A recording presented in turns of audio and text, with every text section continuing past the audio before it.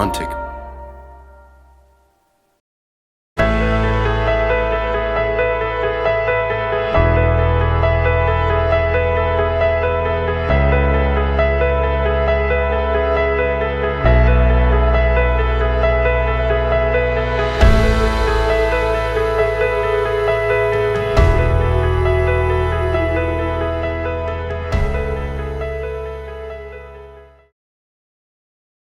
Your QS12 cryostat provides you the opportunity to select your preferred language to see out all the menu screens.